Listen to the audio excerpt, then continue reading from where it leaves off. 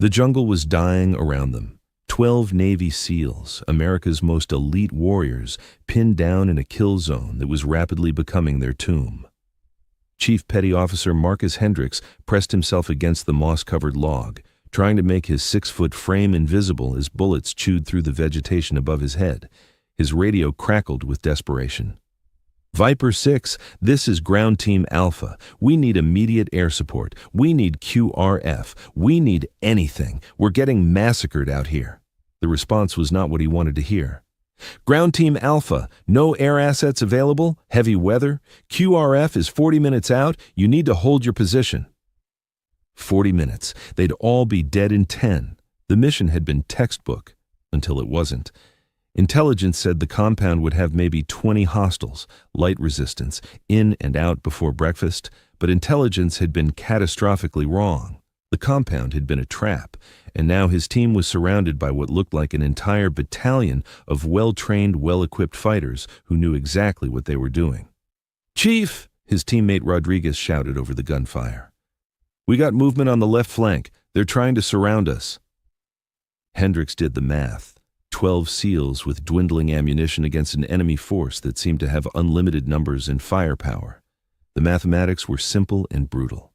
They were going to die here in this God-forsaken jungle, thousands of miles from home. He keyed his radio one more time, his voice calm despite the chaos. "Viper 6, Ground Team Alpha, if you've got anything, anyone nearby, now would be a really good time." There was a long pause. Then a voice he'd never heard before came through his earpiece, female, young, calm as ice water. "Ground Team Alpha, I have your position. I'm inbound. Tell your boys to keep their heads down. This is about to get interesting." Who the hell is this? Someone who doesn't miss. Before Hendricks could respond, the jungle erupted with a sound he'd heard countless times in combat, the distinctive crack of a precision rifle. But this wasn't random fire. This was surgical. One shot, one kill. The enemy machine gunner who'd been tearing apart their position crumpled silently. Another shot. The spotter next to him dropped. A third shot. The enemy commander coordinating the assault fell backward, a neat hole where his forehead used to be. "What the happens?" Rodriguez whispered. Hendricks stared into the dense jungle, trying to locate the shooter. Whoever she was operating at a level he'd rarely seen. Each shot was finding a target his team couldn't even see, eliminating threats with a precision that seemed almost supernatural. "Ground Team Alpha," the voice came through again. "I count 25 hostiles in your engagement area. Give me 2 minutes, and whatever you do, don't shoot the person coming from your 6 o'clock. That's me." 25 hostiles. She was planning to drop 25 enemy fighters, alone. Before we reveal who she was and how she did what should have been impossible, drop a comment telling us where in the world you're watching from and hit subscribe. Because what happened in the next 8 minutes would become a legend in the special operations community.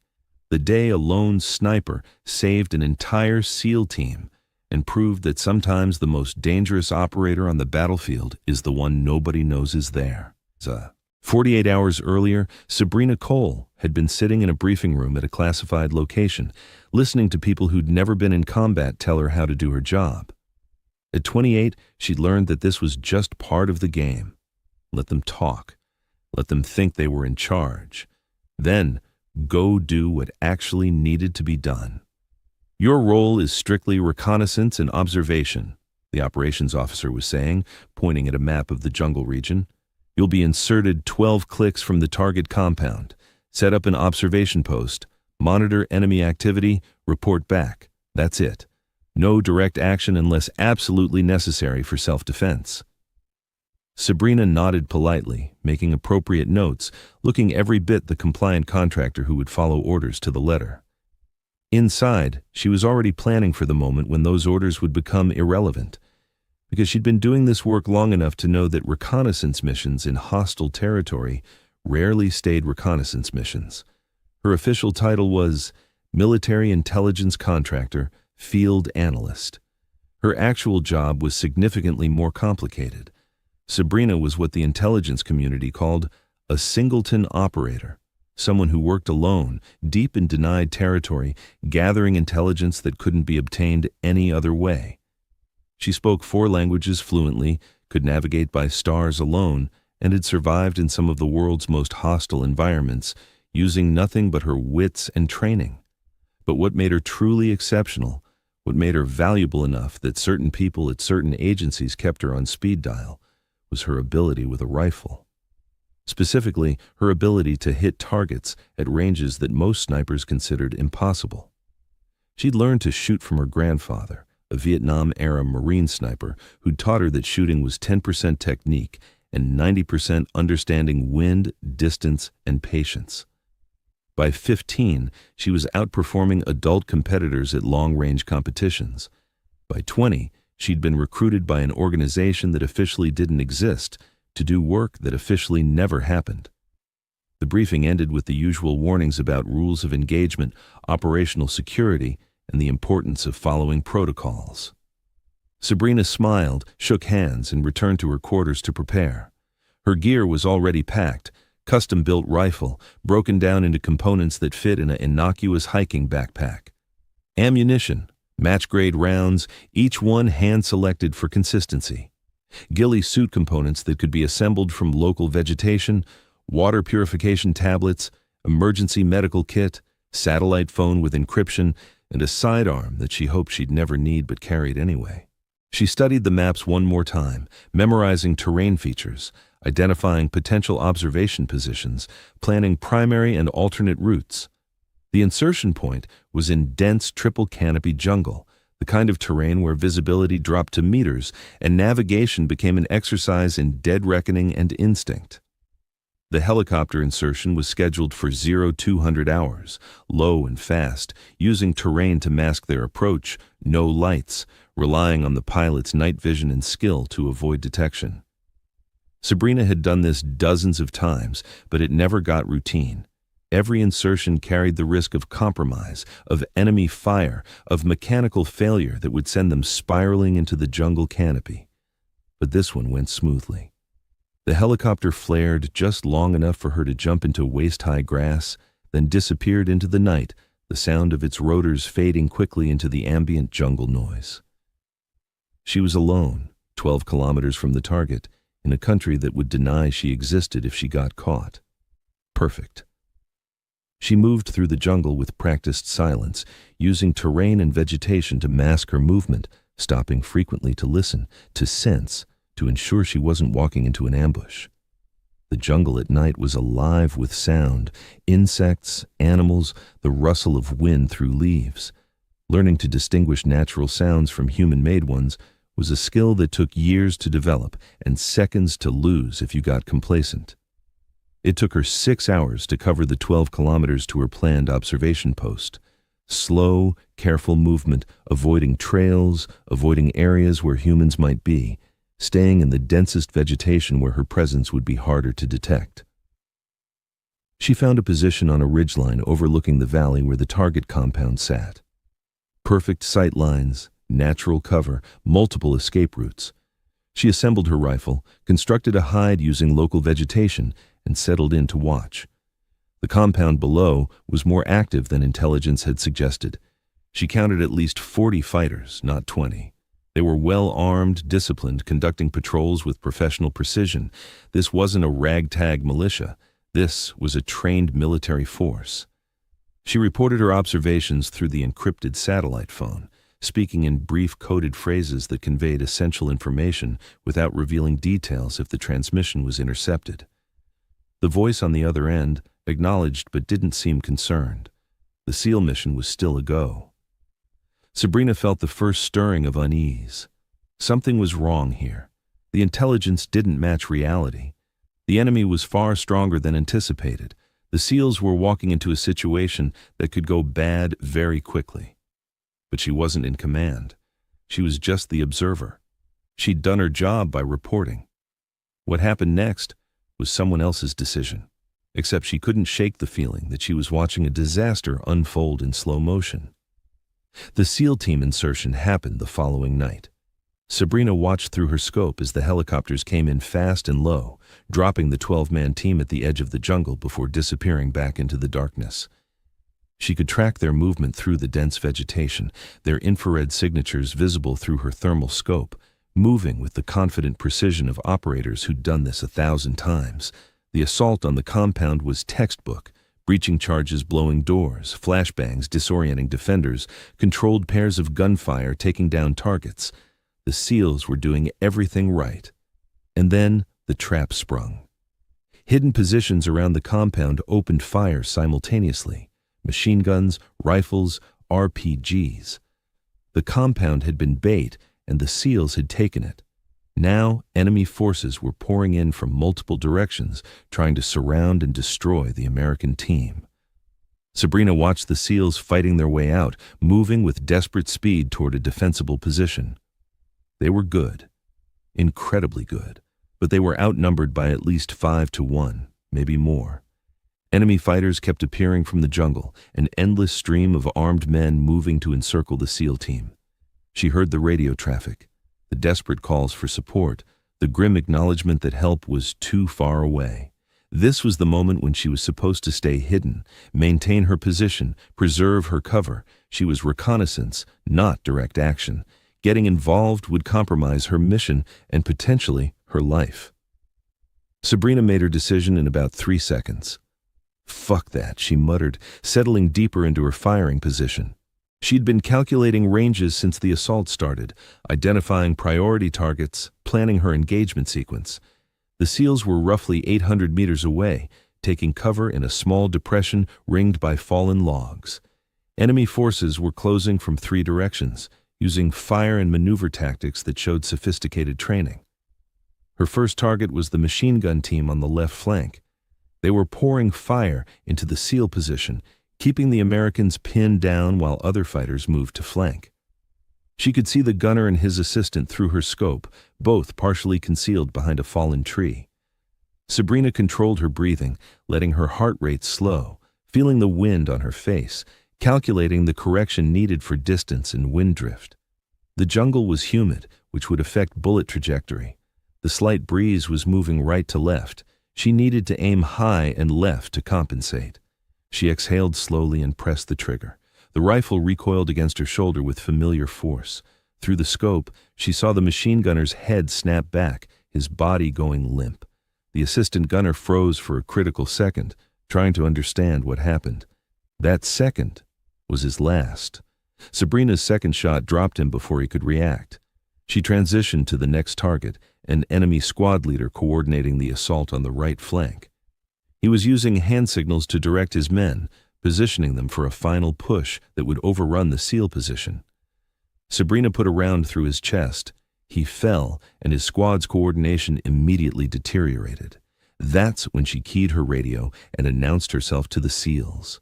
The response was immediate. The enemy forces, confused by fighters dropping with no apparent cause, began to hesitate. Their advance stalled as squad leaders tried to figure out where the fire was coming from.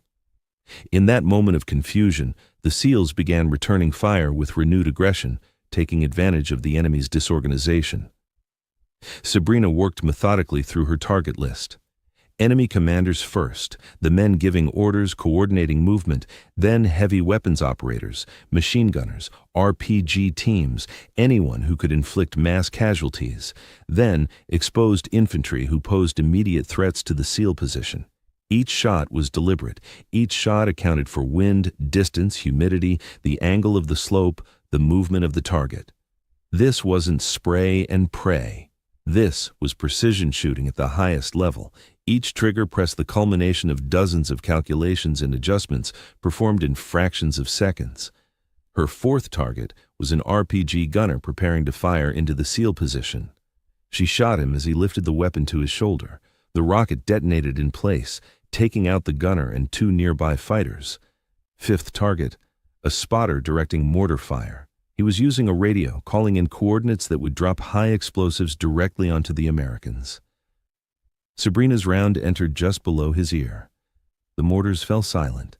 She was operating in a zone of absolute focus, a state where time seemed to slow and every detail became crystal clear. The humid jungle air, the weight of the rifle, the slight tremble in the vegetation that indicated wind direction, the thermal signatures of enemy fighters moving through the dense foliage. 6th through 10th targets fell in rapid succession. An enemy sniper who'd been trying to locate her position, a squad leader rallying his men for another assault, 3 fighters setting up a flanking position that would have given them a clear shot at the SEALs. By her 11th shot, the enemy was in complete disarray. They'd figured out roughly where the fire was coming from, but roughly wasn't good enough. Sabrina was 800 meters away, concealed in dense jungle, firing from a position that gave her clear sightlines while keeping her nearly invisible. Enemy fighters began shooting wildly in her general direction, but their fire was uncoordinated and inaccurate. They were panicking, which was exactly what she wanted. Panicked soldiers made mistakes, exposed themselves, forgot their training. She continued her methodical elimination. Target 12, a fighter with a radio who was probably calling for reinforcements. Target 13, another machine gunner trying to suppress the SEAL position. Target 14, a squad attempting to use smoke grenades to mask their approach. The SEALs, understanding they had a guardian angel, began maneuvering more aggressively. They were laying down suppressive fire, using the enemy's confusion to improve their position, evacuating their wounded. Sabrina could hear the relief in their radio traffic, the grim determination replacing earlier desperation. But the fight wasn't over. Enemy reinforcements were arriving, fresh fighters moving in from the main compound. Sabrina counted at least 15 more hostiles entering the engagement area, some of them wearing tactical vests and carrying weapons that suggested professional military training. Ground Team Alpha, she transmitted, new hostiles inbound from your 3 o'clock, squad-sized element with possible heavy weapons, engaging now. She shifted her aim to the approaching reinforcements. These fighters were being more cautious, using cover effectively, advancing with tactical discipline, but caution only went so far against a shooter they couldn't see or locate. Target 15 dropped while trying to cross an open area. Target 16 fell while directing his squad from behind a tree. Targets 17 and 18 went down in quick succession as they exposed themselves to set up a machine gun. Sabrina was burning through ammunition now, each shot dropping another enemy fighter, each trigger press removing another threat to the SEAL team. Her shoulder ached from the rifle's recoil, her eyes strained from hours of staring through the scope, but her hands remained steady, her breathing controlled, her focus absolute. Target 19 was attempting to flank the SEAL position from an unexpected angle, moving alone through dense vegetation. Sabrina tracked him through thermal imaging, waiting until he paused to check his position. One shot. He crumpled silently into the undergrowth. Target 20 tried to rally the remaining fighters, shouting orders, trying to restore some tactical coherence to the disintegrating assault.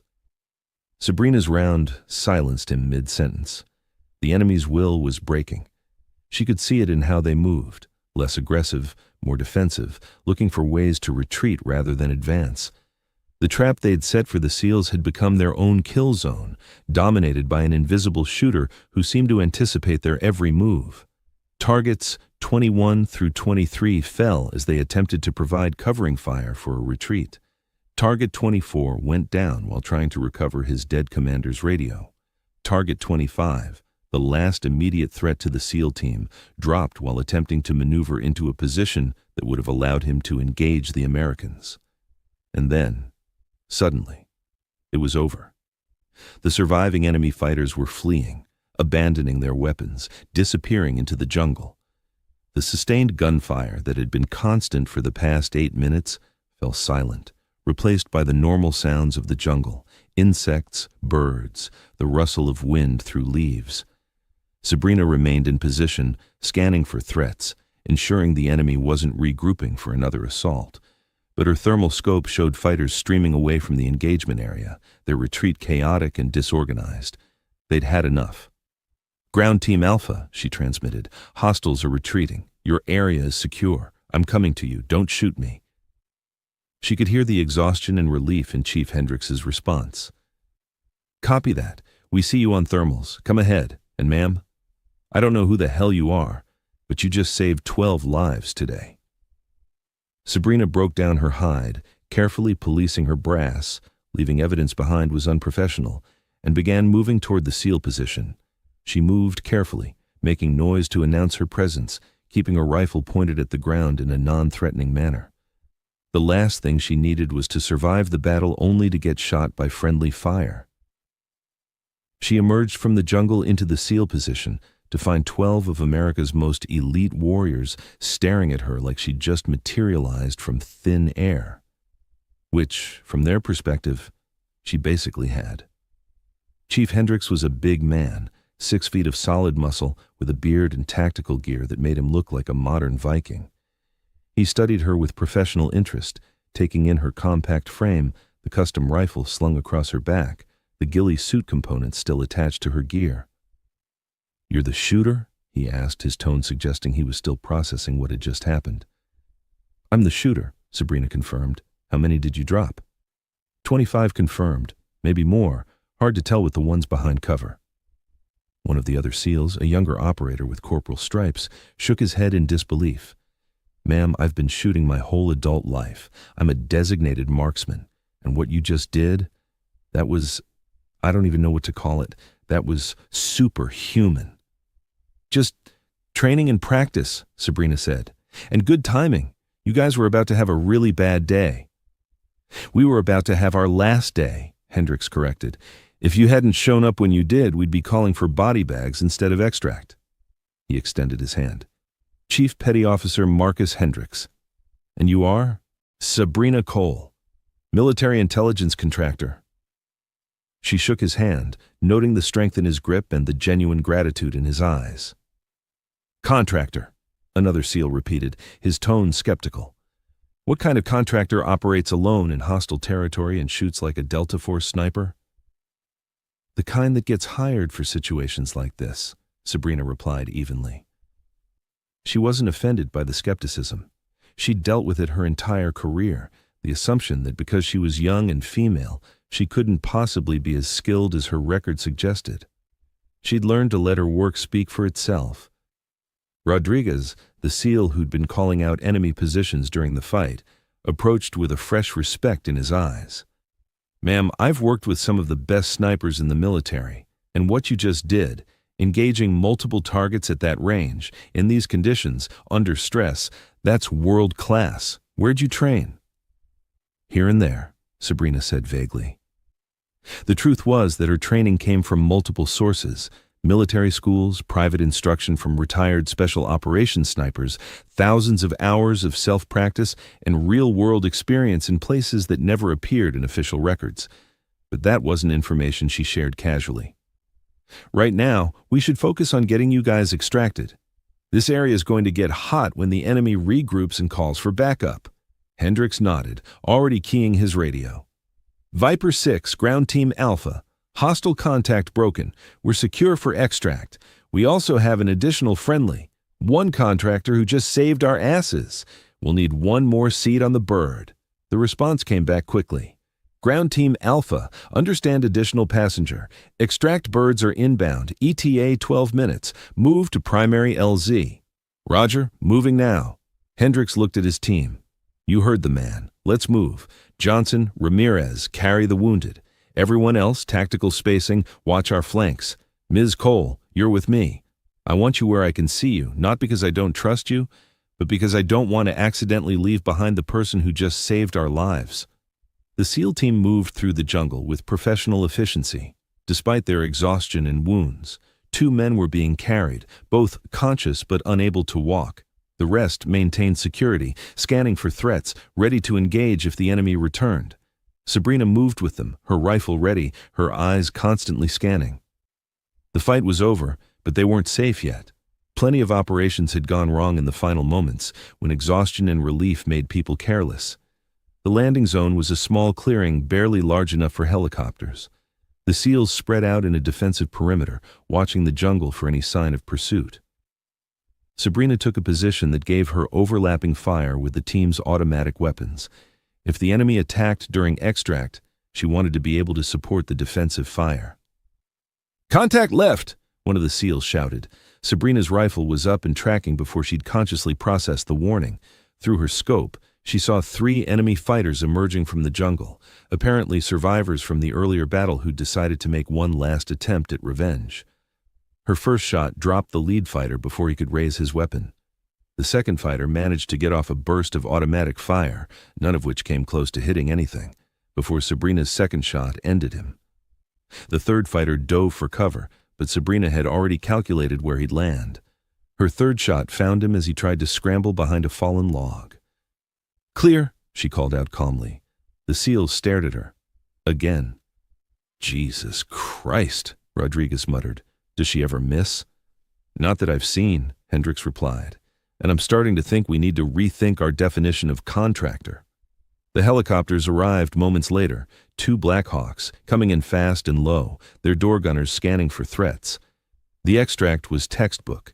SEALs loading quickly but carefully, ensuring the wounded were secure, doing accountability to make sure no one was left behind. Sabrina was last on board, taking a seat near the door where she could provide covering fire if needed. As the helicopter lifted off, banking away from the jungle and accelerating toward safety, she finally allowed herself to relax slightly. Not completely, she never relaxed completely in a combat zone, but enough to acknowledge that the immediate danger had passed. Hendricks sat across from her, studying her with an expression that mixed gratitude with professional curiosity. Over the headset, his voice came through clearly despite the helicopter noise. "Ms. Cole, when we get back there are going to be a lot of people who want to talk to you.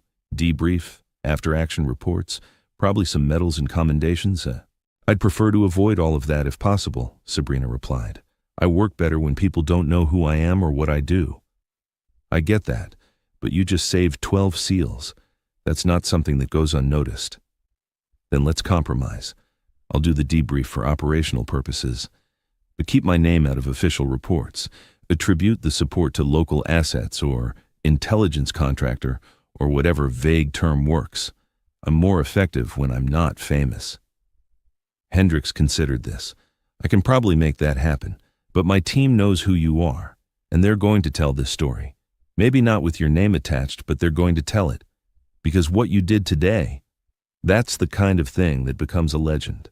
The mysterious sniper who appeared out of nowhere and single-handedly turned a massacre into a rescue. As long as the legend doesn't include my actual identity, I can live with that," Sabrina said. She looked out the helicopter door at the jungle disappearing below them. Somewhere down there, enemy fighters were regrouping, reporting what happened, trying to understand how their perfect ambush had turned into a disaster. Let them wonder. Mystery was one of her most effective weapons. The debriefing took place in a secure facility that officially didn't exist, hidden deep in the jungle on what the maps called disputed territory. But what everyone knew was a covert operations base. Sabrina sat across from Colonel James Hartwell, a career intelligence officer with 20 years of experience in special operations. Hendricks sat to her right, still in his combat gear, refusing to leave until he'd personally ensured Sabrina received proper recognition for what she'd done. "Ms. Cole," the colonel began, reviewing the preliminary reports on his tablet. "I've been reading Chief Hendricks's account of today's engagement. The numbers are, frankly, they're hard to believe. 25 confirmed enemy kills from a single shooter, at ranges exceeding 800 meters in jungle conditions, while the targets were actively engaged in combat operations." "That's accurate, sir," Sabrina confirmed. "I've been in this business a long time, Ms. Cole. I've worked with some of the best snipers the military has ever produced. What you're describing, what Chief Hendricks is describing, represents a level of marksmanship that approaches the theoretical maximum of what's humanly possible. I had good conditions, sir, clear sightlines from my position, thermal optics to identify targets through vegetation, and the enemy was focused on the SEAL team, not looking for a threat from my position. Those factors combined to create an ideal engagement scenario. Ideal for you, perhaps. Catastrophic for the enemy." The colonel leaned back in his chair. "I need to understand your background, Ms. Cole. Your file says you're a contractor with intelligence analysis specializations, but what I'm seeing in these reports suggests capabilities more consistent with Tier 1 special operations personnel." Before Sabrina could respond, Alarms suddenly blared throughout the facility. Red emergency lights began strobing in the corridors, casting everything in an eerie crimson glow. The colonel's radio erupted with urgent traffic. "Sir, we have a situation. Enemy assault force approaching from multiple vectors. Estimated force strength between 40 and 50 hostiles. They're heavily armed and moving with tactical coordination.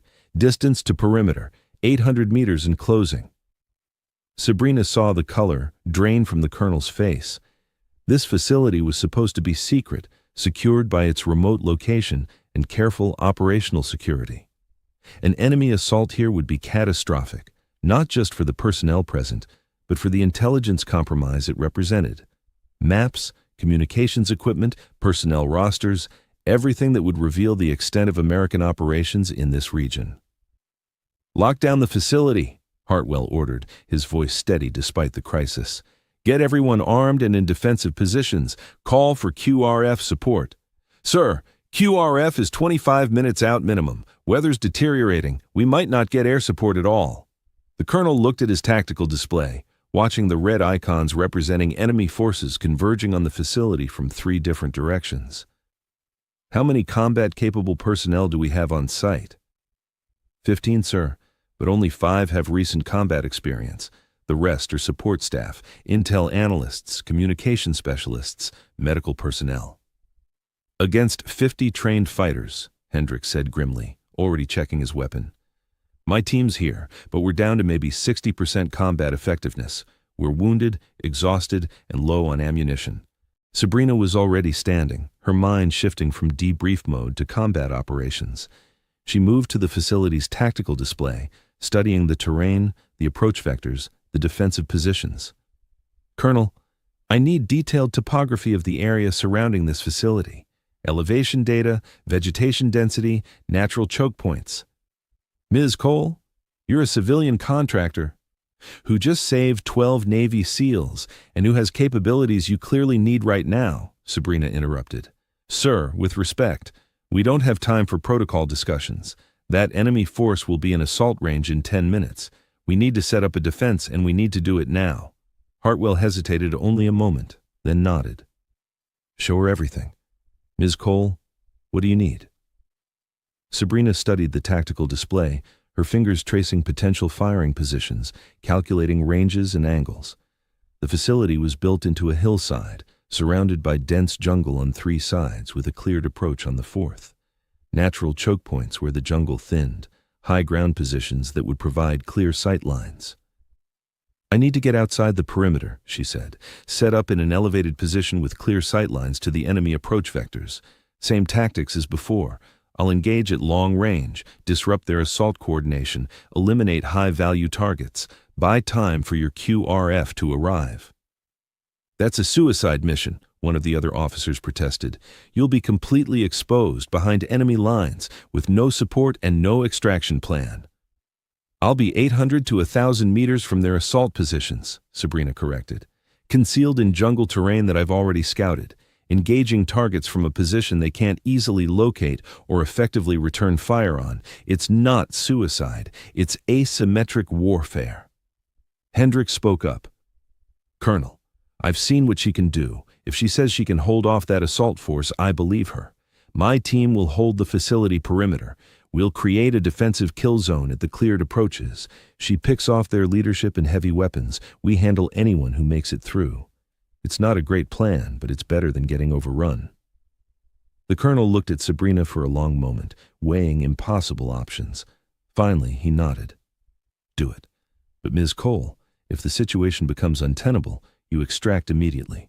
We can't afford to lose someone with your capabilities over a facility that can be rebuilt." "Understood, sir." Sabrina grabbed extra ammunition, checked her gear, and headed for the exit. As she moved past Hendricks, he caught her arm. "Hey," he said quietly. "You don't owe us this. You already saved us once today. Nobody would blame you for sitting this one out." "This isn't about owing anybody anything, Chief. There are people in this facility who can't defend themselves. Support staff who never signed up for a firefight. They need someone to keep them safe. That's reason enough." She slipped out through a camouflaged side entrance, moving quickly but carefully through the jungle. Behind her, she could hear the SEALs organizing the defense, their voices calm and professional despite the desperate situation. These men had already survived one impossible battle today. Now they were preparing for another. Sabrina reached her planned position in less than 5 minutes, a rocky outcrop on a hillside about 900 meters from the facility, elevated 20 meters above the valley floor. The position offered excellent sight lines down into the approaches while providing natural cover from return fire. She constructed a hasty hide using available vegetation, settled into a stable firing position, and began scanning through her scope. The enemy force was larger than initial reports suggested. Through her thermal optics, she counted at least 55 fighters, organized into squad-sized elements of 8 to 10 men each, moving with tactical discipline that suggested professional military training. They were using fire and maneuver tactics, maintaining intervals, communicating with hand signals. This wasn't a mob. This was a coordinated military assault. She keyed her radio. "Command, this is Overwatch. I'm in position. I count 5 enemy fighters, organized in 5 assault squads plus a command element. They're 300 meters from your perimeter and closing. I'm beginning engagement." "Roger, Overwatch," the colonel responded. "You are cleared hot. Watch your fire. Some of our people might be in forward positions." Sabrina identified her first priority target, the overall assault commander, distinguishable by his position behind the main force and the cluster of radio men and officers around him. He was gesturing, giving orders, coordinating the multi-directional assault. Taking him out would disrupt their command and control. She calculated the shot. 920 meters, slight crosswind from the east, high humidity, temperature dropping as the sun set behind the mountains. She adjusted for all variables, let her breathing settle, and squeezed the trigger. The commander dropped instantly, his officers scattering in confusion. Sabrina didn't give them time to reorganize. Her second shot took down the nearest officer who tried to take command. Her third eliminated a radio man who was probably calling for instructions. The enemy assault faltered immediately. Squad leaders looked back toward their command element, seeking guidance that was no longer there. In that moment of confusion, Sabrina shifted her aim to the leading assault elements. Target 4 was a heavy machine gunner setting up to provide suppressive fire. Target 5 was his ammunition bearer. Both dropped within seconds of each other. Target 6 was a squad leader directing his men into assault positions. Target 7 was an RPG gunner preparing to fire at the facility. Target 8 was a sniper who'd taken position to provide overwatch. He'd been scanning the wrong direction, looking for threats from the facility instead of from Sabrina's position. By her 10th shot, the enemy assault had completely stalled. Fighters were taking cover, unsure where the fire was coming from, watching their leaders and heavy weapon specialists drop without warning. Some were returning fire, but they were shooting blindly into the jungle, wasting ammunition on empty terrain. Sabrina kept working. Target 11 was another squad leader attempting to rally his men. Target 12 was a fighter with a radio, probably trying to call the main force for instructions or reinforcements. Targets 13 and 14 were attempting to flank the facility using a ravine for concealment. Sabrina tracked them through thermal imaging, waiting patiently until they emerged from the ravine. Both fell before they could take 3 steps in the open.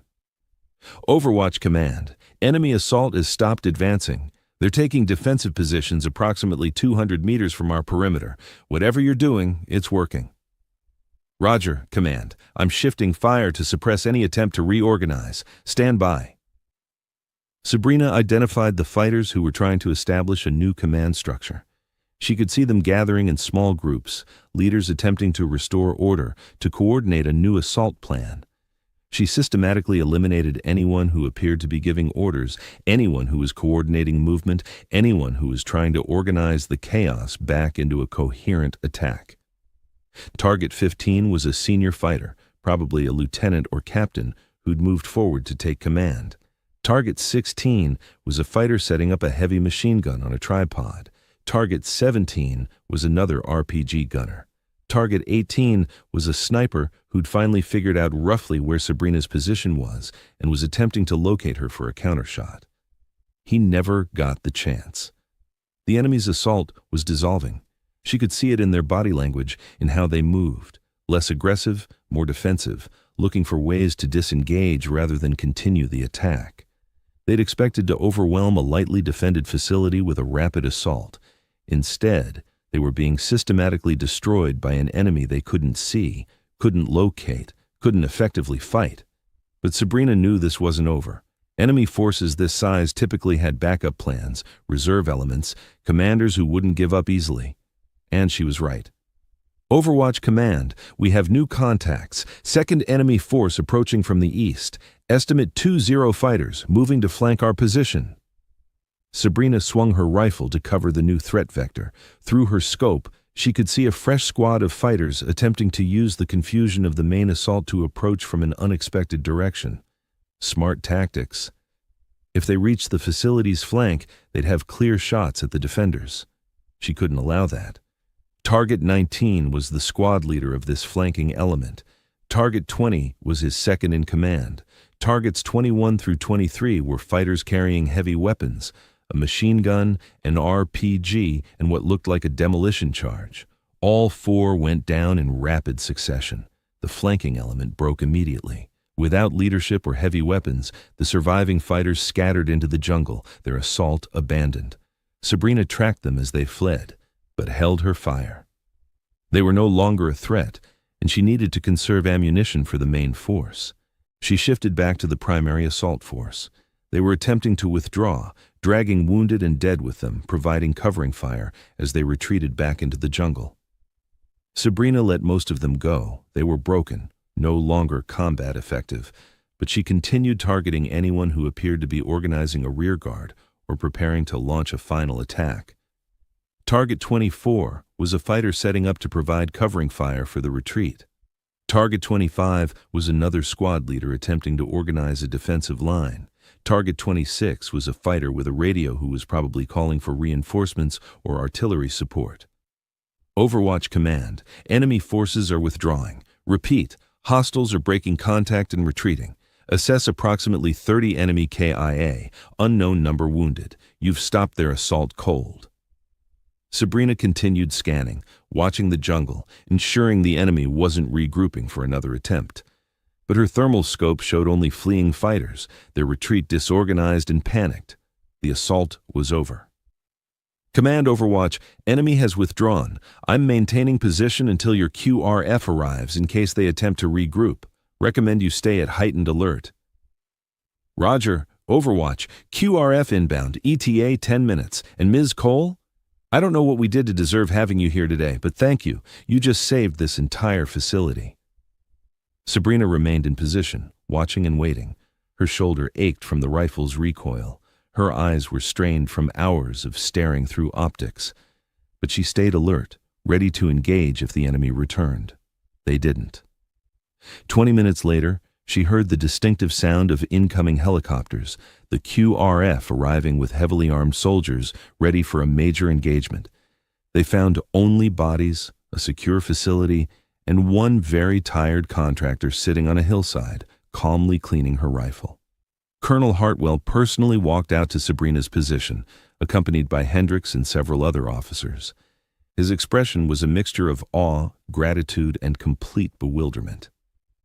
Ms. Cole, he said, approaching slowly, I've just reviewed the preliminary casualty assessment, 26 confirmed enemy kills from a single shooter in less than 15 minutes of engagement against a coordinated assault force that should have overrun this facility.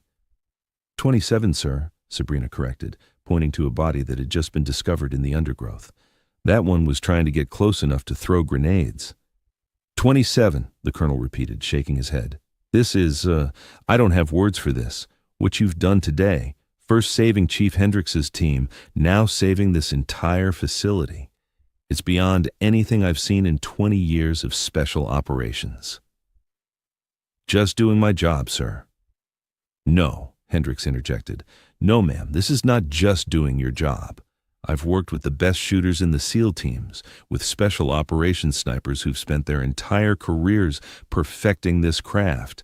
And none of them could have done what you did today, not once, and certainly not twice.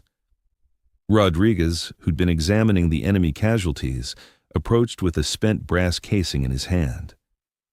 "Ma'am, I've been tracking your shots based on the entry wounds and angles.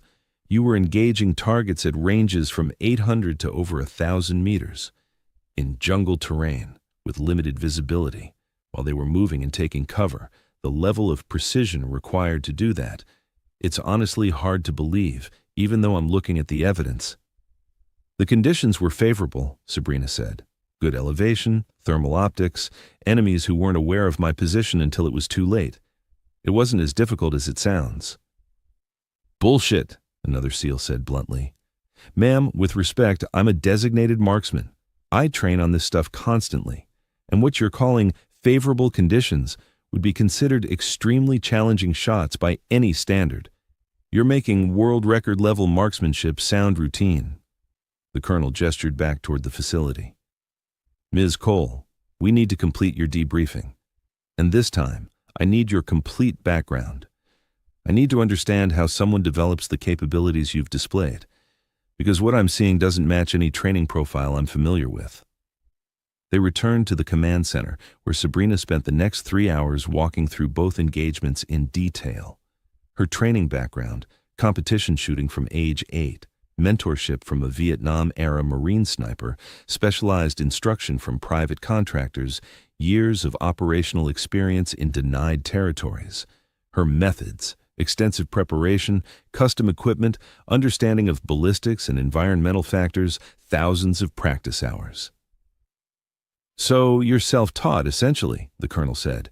"No formal military sniper school?" "I've attended several military schools as a contractor," Sabrina replied, "but most of my skill development came from private instruction and self-directed practice. I had the advantage of learning from multiple sources, military competition shooting, international instructors, and synthesizing those different approaches into my own methodology. And your operational experience. Your file lists you as an intelligence analyst. That's my primary function, sir. But intelligence work in denied territories often requires defensive capabilities. I developed those capabilities so I could operate independently in high-risk environments."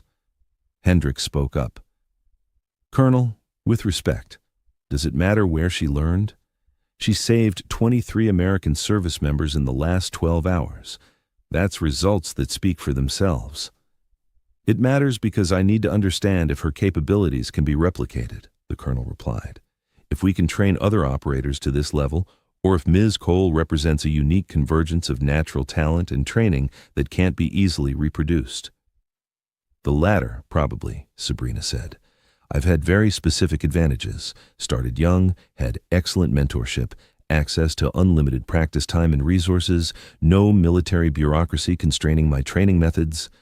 That combination is hard to reproduce in a military training pipeline." The colonel made notes, clearly thinking about the implications. "Ms. Cole, what you've done today will be classified at the highest levels. No medals, no public recognition, no official acknowledgement.